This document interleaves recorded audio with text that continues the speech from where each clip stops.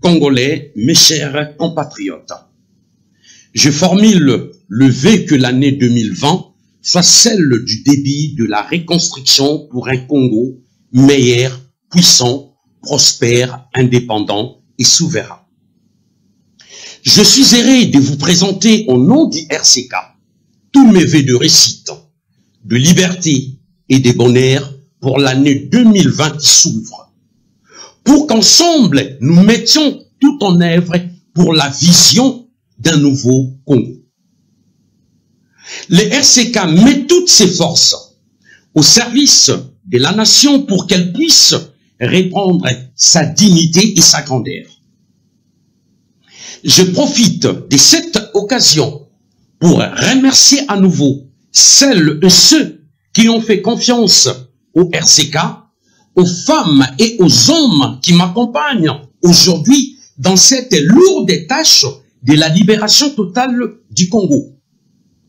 Je vais remercier aussi celles et ceux qui ont cru en la sincérité de notre lutte et en notre choix de reconversion du RCK en parti politique, ce qui amènera un vent nouveau dans la continuité du changement en République démocratique du Congo.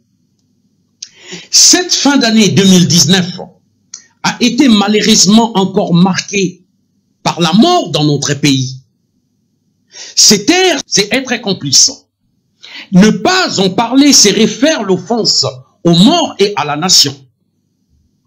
Plus de 12 millions et encore aujourd'hui plus de 160 innocents Congolais massacrés, assassinés à Beni et en Mbandaka, victimes de la barbarie des groupes armés ADF de l'Ouganda, de FDLR du Rwanda, avec la complicité de l'ancien régime de la Kabylie.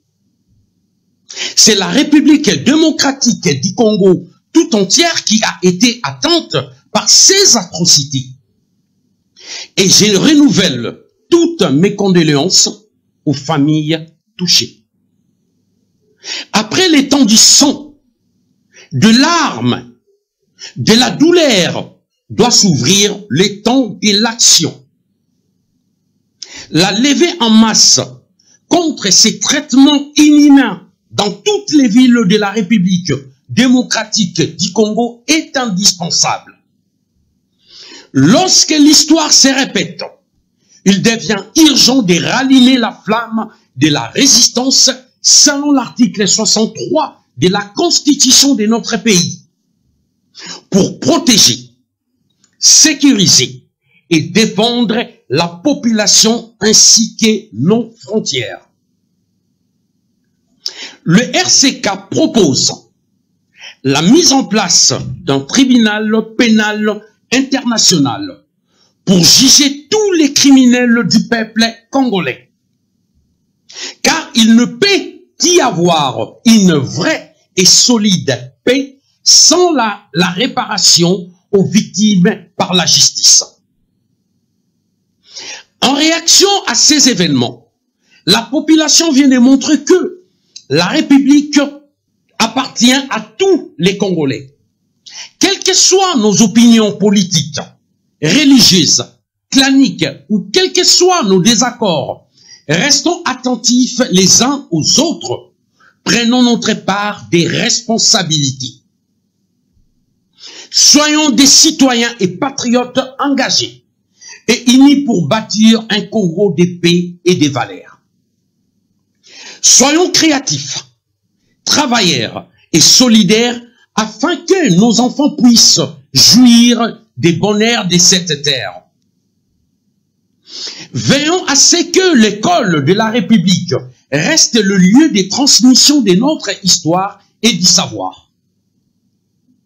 Éduquer nos enfants, c'est maintenir la flamme de l'héritage Congo, en les formant à devenir des hommes et des femmes intelligents, réfléchis, aguerris et patriotes dans la bienveillance, la discipline et l'amour. Tenons bon, car la démocratie et l'état des droits seront le résultat des très longs combats sur tous les fronts, militaires, éthiques, culturels, éducationnels, social, politique et économique. C'est une bataille de la liberté contre la terreur des loclocraties qui vise à attirer le peuple par l'appât du gain et non du patriotisme qui devait être la seule motivation face à l'occupation.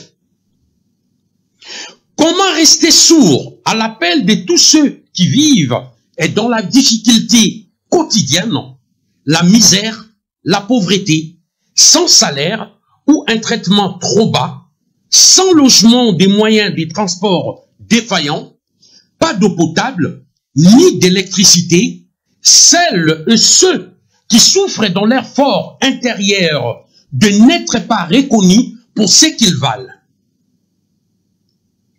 L'année 2020 nous donne rendez-vous pour reconstruire de l'intérieur les grands Congos et l'Afrique. Car les deux sont liés. La souveraineté d'un pays seul ne suffira pas à libérer notre peuple. Mais l'ensemble de pays africains libérés donnera la puissance, la gloire et la souveraineté à notre continent et à tous les Africains partout dans le monde. Le RCK vous dit, n'ayez pas peur de l'avenir, ayez de l'espoir et confiance en vous, peuple congolais, car le Congo vous appartient.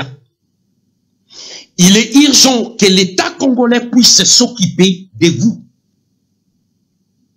Il faut que la croissance de notre richesse nationale profite aux filles et aux fils du pays.